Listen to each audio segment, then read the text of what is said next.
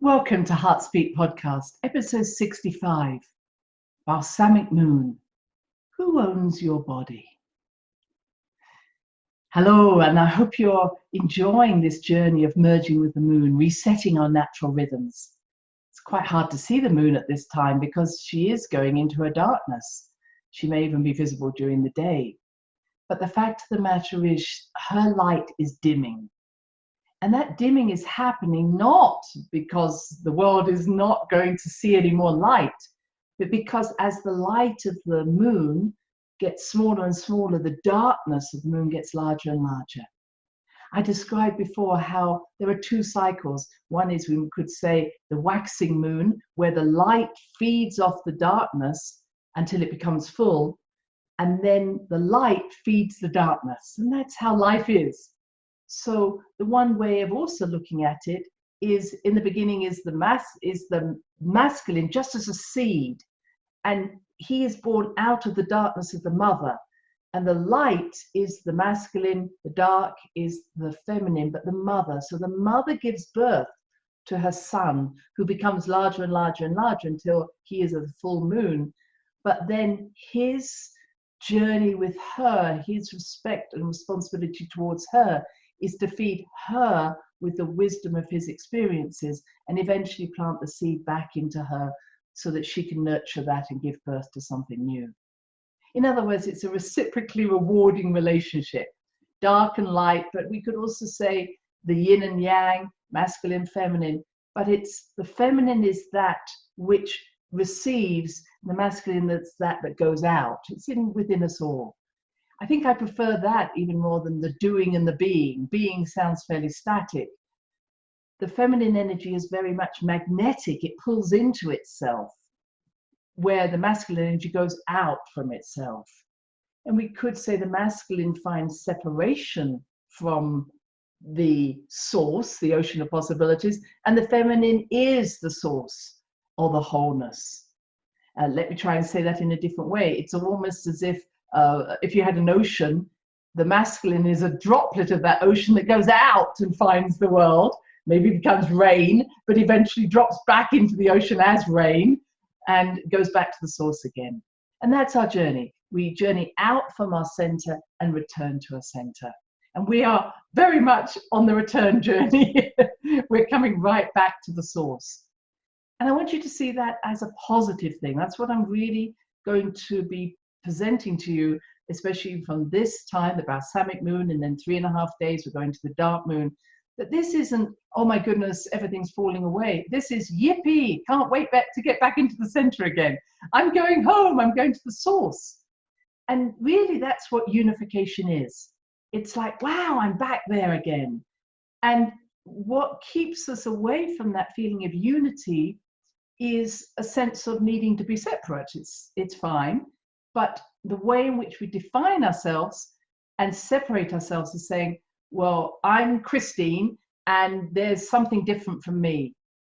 In other words, we've defined ourselves as separate from the source, literally through our identities, through our roles in the world, through our beliefs. And without trying to confuse you, it's almost like the way I know who I am is to separate a part of me. So I see myself in the world and go, oh, that's who Christine is. But it isn't to maintain that separation, and that's what's happened. So we literally send a part of us out into the world. Let's say I send an idea to write a book. I send that out into the world. The book is written. I see the book, and then I go, oh, Christine, you're an author. I now know who I am, but I'm not the book. It literally, I created the book to know myself. Make sense? So everything we're doing, every experience you've ever had is neatly there for you to know who you are. That's all we do. And these are what we call our creations. So I send a part of me out, like that light of the moon getting brighter and brighter. It goes out until the full moon, so that when I look at the full moon, I go, oh, that's who I am. But it isn't for me to maintain that full moon status. It's literally to bring the energized thought, we call it wisdom, back into our hearts. So if I just come back a little bit again, I know this is big and I don't want to get too lost on this, but what I'm saying is when we have an idea, it's literally a piece of information that we send out into the world in order to know ourselves. And that piece of information gathers around it an experience, an event, a story. So we go, aha, that's who I am. But wisdom is bringing the seeds of that story, the gems of it. What did I learn from that? How did I grow? How do I know myself more fully? Bringing the gems back into your heart. So there's information or knowledge that's different from wisdom. We like to say that wisdom is learned experience, okay? So you can't read a book and have wisdom. The best wisdom is, what did you learn? What was your experience and what did you learn from it? And I know everybody listening has lots of learned experience. The problem is we're not always guided to listen to that. We like, oh, get over it or move on, or it was so painful. We go, I can't go back there. But actually, we have to go back there now. That's what this time is forcing us to do. It's saying, you got to go back there, pick up the gems, and let the story dissolve. Because while part of you is in that story, you can't move on. Let me put it that way. So in the Balsamic Moon that I'm talking about, I'm really saying this is a time to go and collect your gems. And if you're interested in going deeper into this, especially as a woman, if you're a woman, whatever your age, please do think about either reading my book, Handbook of Women's Mysteries, or getting the online course or the audio book that I have there, or even my deeper book, which is The Healing Power of the Sacred Woman. I'm not selling my books. I'm just saying knowing how you can work with these phases really is helpful, especially as a woman, if you're going to go through that. Of course, the Heart of the Great Mother also talks about these phases. That's my plug over, I promise. But I'm just wanting to say there's so much information. I want to make sure that you really can digest it in a way that helps you. So here we are at the Balsamic Moon. And the questions I ask are these. What are you celebrating about yourself from the past month? That might be, wow, I'm celebrating the fact that I survived not working, or I've taken more time for myself, or I've actually kept in touch with my friends through social media. What are you celebrating? What's made? Yeah, I'm proud of what I did. And if you have children or family around you, get them to do the same thing, because it's really important. One of the worst things I have to say for the immune system is feeling not valuable, feeling invalid, feeling you have no purpose.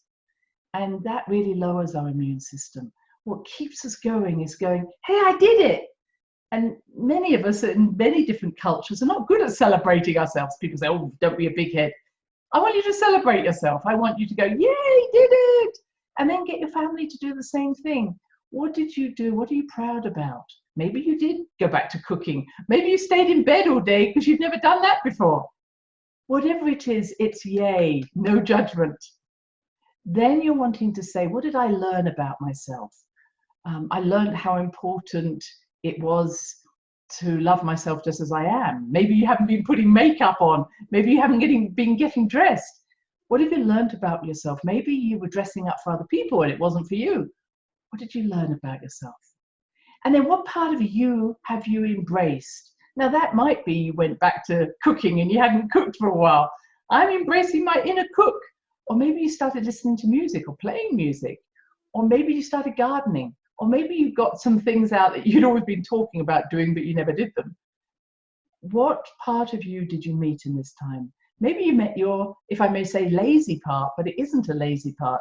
Maybe you met a part of yourself that said, wow, I really like lying around and not doing things. Or maybe you realize just how overly responsible you are. So you're bringing that overly responsible part.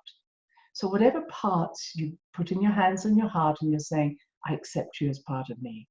Now, we're going to do that particularly in those dark moon days, the first day of the dark moon, which is the day before the new moon. So just make that list at the moment, and we will deal with this as we do in the next podcast. But start thinking, this is a time for reflection. The Balsamic Moon is a time of reflection. It's a time for not going out. Oh, you're not going out anyway, so that doesn't matter. But it's really a time that, if everything was normal, would be a time not to start new projects, not to try and get out and socialize, not, be a little bit more introspective. And even more so, tell people you need your space. Go away, leave me alone. And that's very common, again, in women, where I see women suffering from PMS, premenstrual syndrome, where they're feeling agitated because nobody will leave them alone, or they're feeling they just need to rest. So if you're someone who does have bloating or cravings, or gets a little angsty about before your period, you may be even feeling that just before the dark moon, because it's still part of our psyche, whether you have a menstrual cycle or not. All I'm saying is, if you're feeling agitated and you say, leave me alone, tell your family you need that space. So it's not unnatural. It's not anything wrong. This is what we've all done, is take ourselves inside. Even the moon is taking herself inside.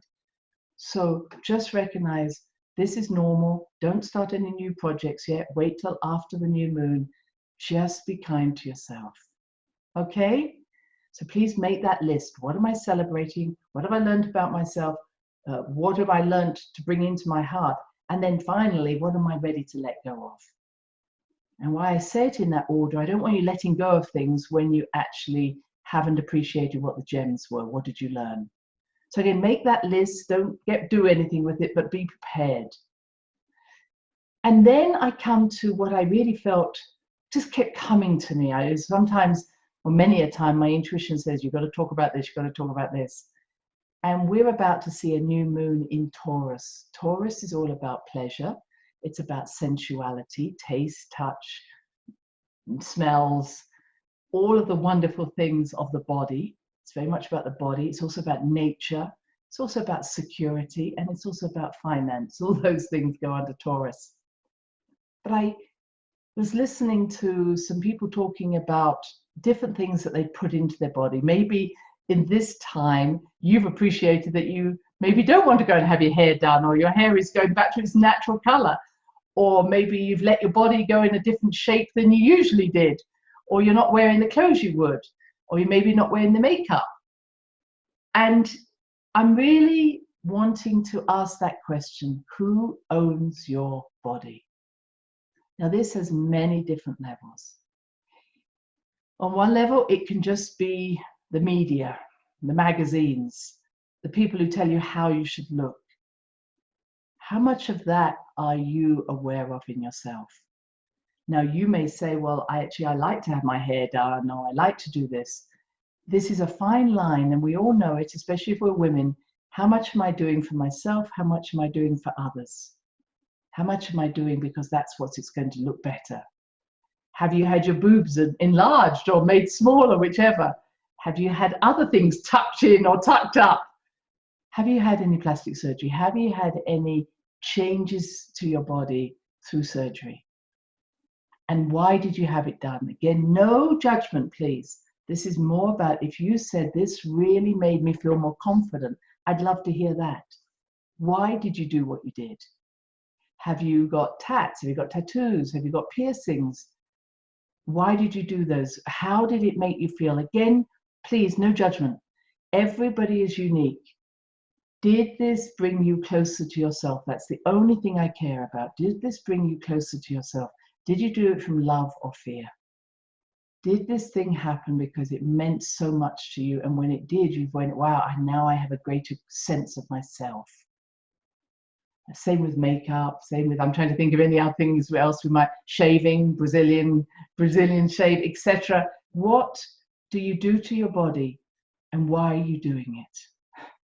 So please go down your body. It might be how you eat. Are you eating food that gives you pleasure and nurtures you, or are you doing it because you should eat that way, or you shouldn't eat that? How many shoulds are in your body, in your diet? Exercise. Do you exercise because you enjoy exercise, or because, again, you've learned it's good for you, or you should do it? I need exercise, for instance. I actually enjoy exercising. I don't mind it. It really helps me. It moves my energy and it helps me not think so much. I tend to eat everything that I know works for my body.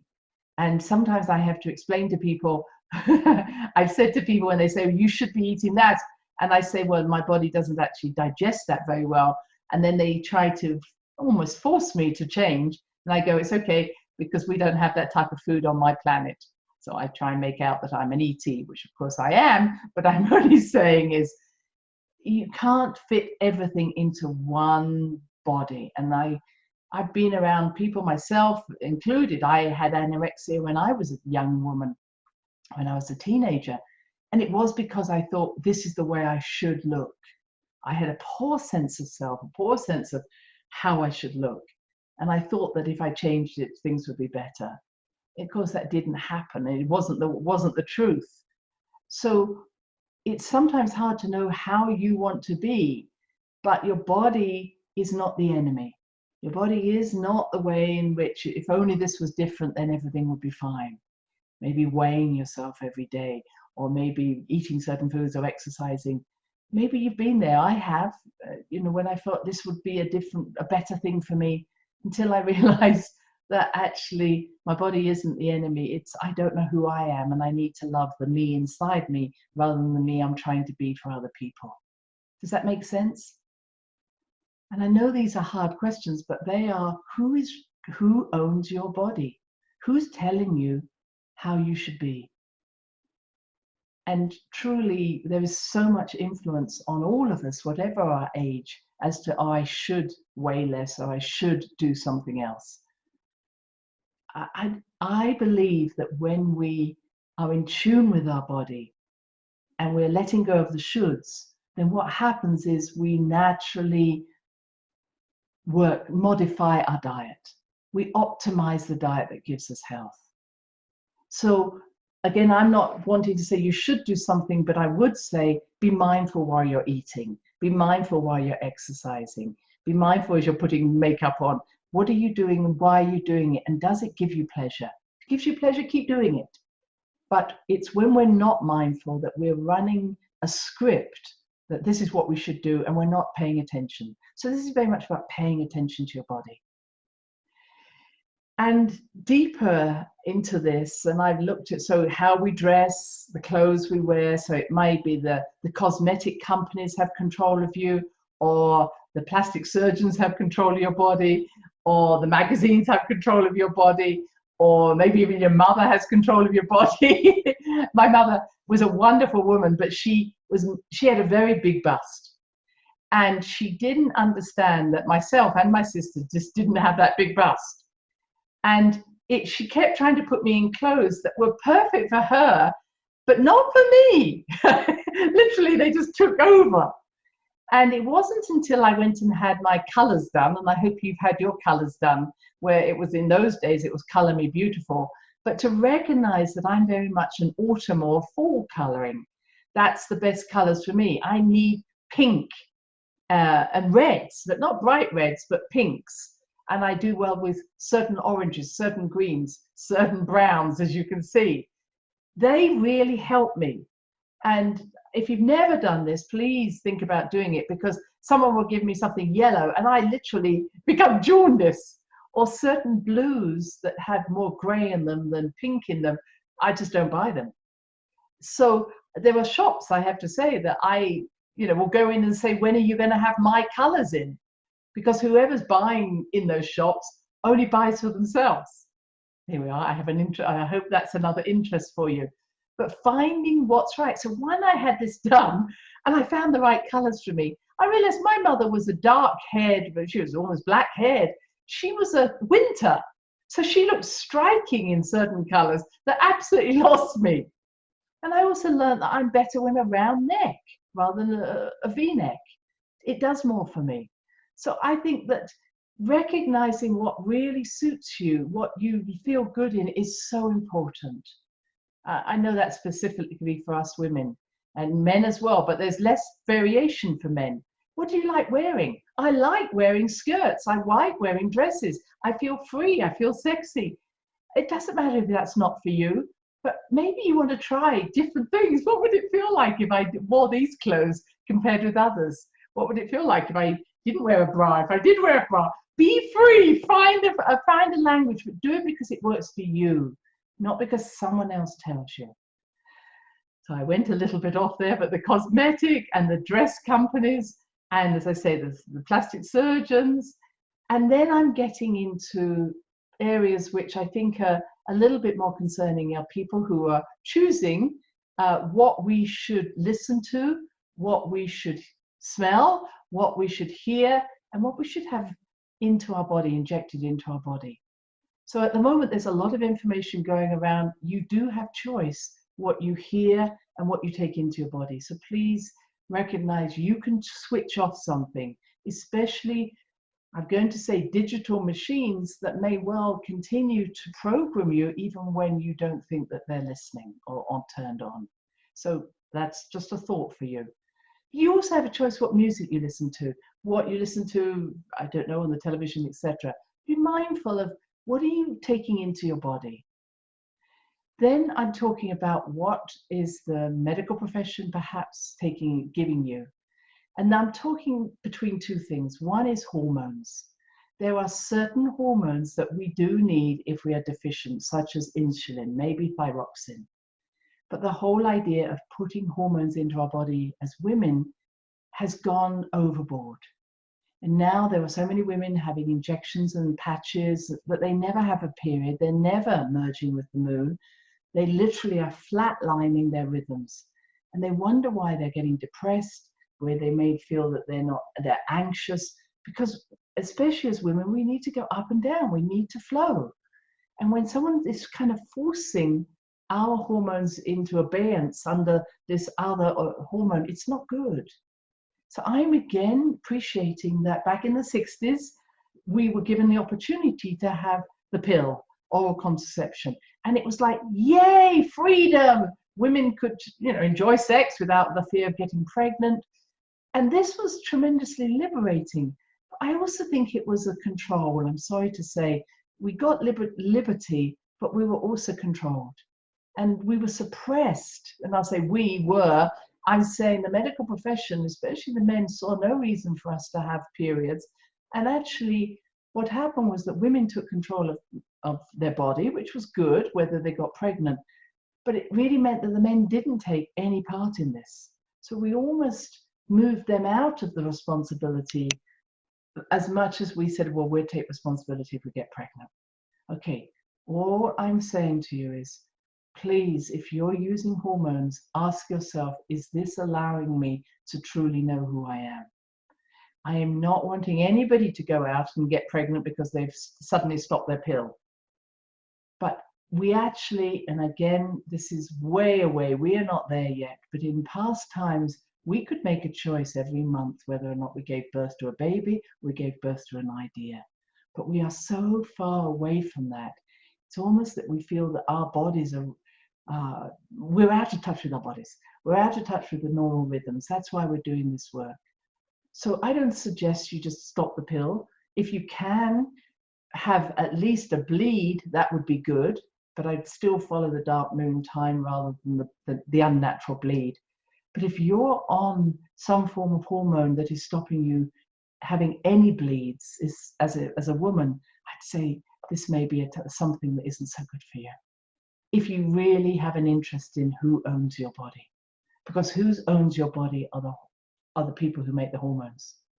And unfortunately, there are too many doctors, and I'm going to blame my own profession, who say, why have a period? Let's just stick you on the pill when you're 15, 14, you never have to ever have a period. Ladies, the period is about clearing energy, not just for the world, although I think I'm going to be talking about that more around the dark moon, but when we have no way of clearing our energy because we no longer bleed, we get sick. So I want you to have a way of clearing. Now, before you say to me, but I've stopped my periods, I'm postmenopausal, I'm going to tell you how to do something about that. But if you naturally would have a period and you're not, this is not good. And we are not just having periods to have babies. 1 to 2 babies in a lifetime for a woman, 450 periods. It doesn't make sense that we only have periods to have babies. We have periods so that every month we give birth to something new. If you feel stifled, if you feel you're not actually moving on, it's because you've stopped cycling, you've stopped giving birth to a new idea. Okay? So, who owns your body? The medical profession. Do you want that to happen? Your choice. As I say, I'm not taking any responsibility if you choose to stop something, and especially if you're going to get pregnant. But ask yourself, why am I still allowing someone else to rule me? Maybe you're having hormones for your menopause. Again, that's fine if you're really having bad menopausal symptoms. But there's a limit to that, 3 or 4 years maximum. Otherwise, your body isn't allowing you to become a crone. You're crone, you're wise woman. You don't need to be bleeding every month. You don't need to be blocking your body. You need to start to develop all these lines and the bags and everything else. It's not ugly, and you certainly won't dry up. And if you follow me on this journey through the moon, we'll be drawing the dragon energy up. We're keeping you juicy. But when we stop that, we disconnect from who we are, this juicy energy that's inside us. Okay, and now the last thing I want to talk about is vaccinations. I am not against vaccinations. I believe in them, certainly for certain illnesses, and I think they have had value. I do not believe they are the reason why different illnesses have disappeared in the world. That was usually about improved housing facilities. But I believe in vaccines. But I believe that we are not being mindful of how many we give at a certain time when a young, vulnerable immune system is not ready. We should not be giving all the vaccines. We're giving far too many at far too early an age and far too many boosters.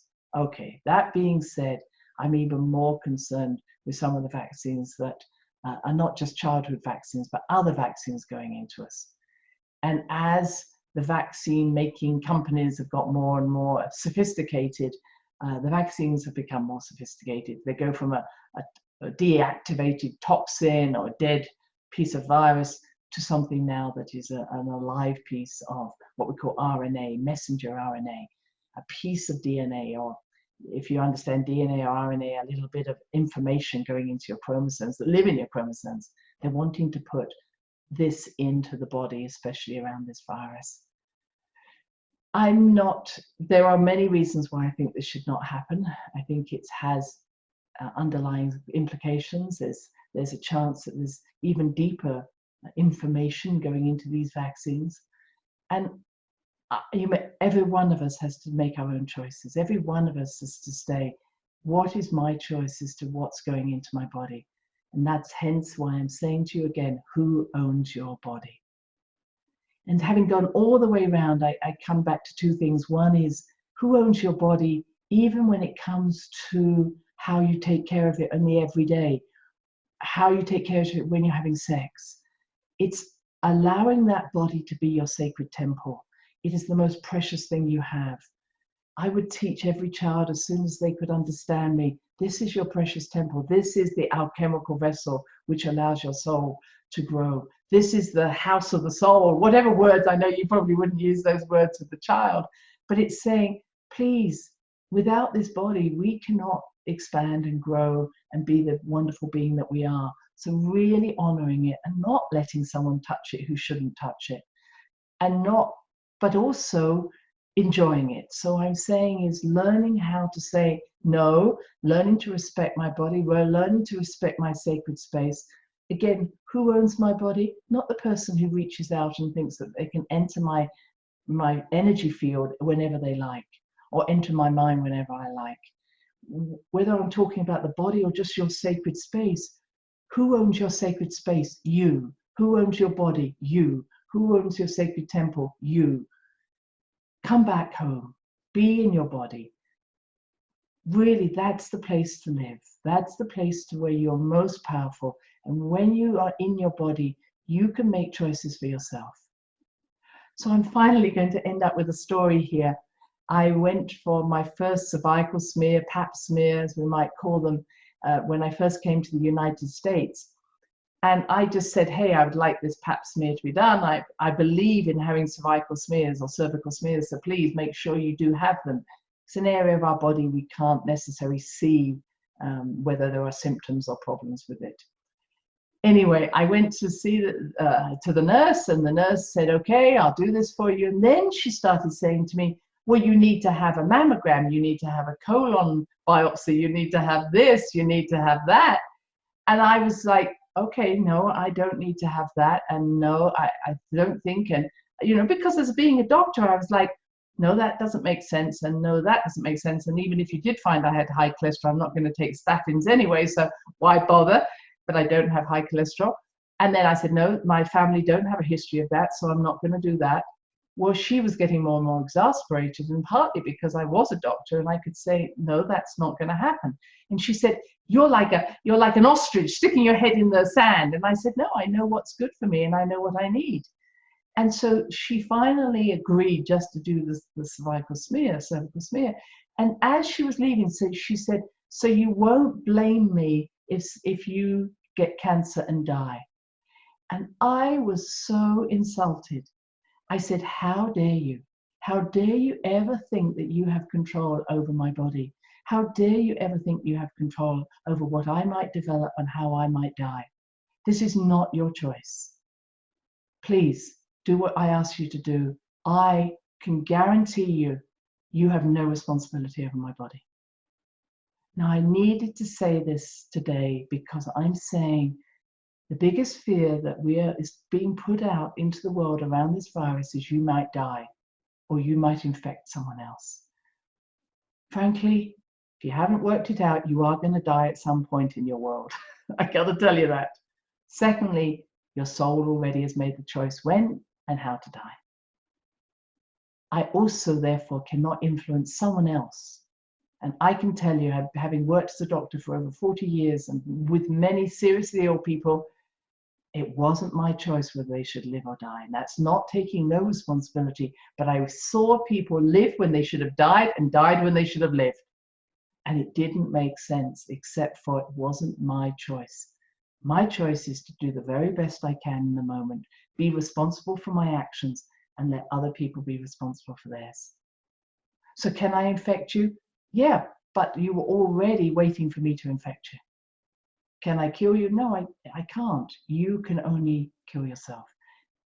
Am I responsible for my own body? Yes. Am I responsible for how and when I live and die? Absolutely. So my last thing is, who owns your body? You. Are you willing to be accountable for how your body lives, how it expresses itself, how it wishes to be in rhythm with its soul? If that's you, bless you. And enjoy the Balsamic Moon. Until next time. Thanks for listening to the HeartSpeak podcast with Dr. Christine Page. Please check out all HeartSpeak episodes in the podcast archive section on www.christinepage.com. HeartSpeak is also available on iTunes, Spotify, Stitcher Radio, and now playing on iHeartRadio. You can also watch the archive podcasts on YouTube. Connect with Christine on Instagram, LinkedIn, and Facebook, including her newest Facebook group, The Great Mother Calling. Please do share with friends, family, and colleagues. Join us next time for another edition of HeartSpeak.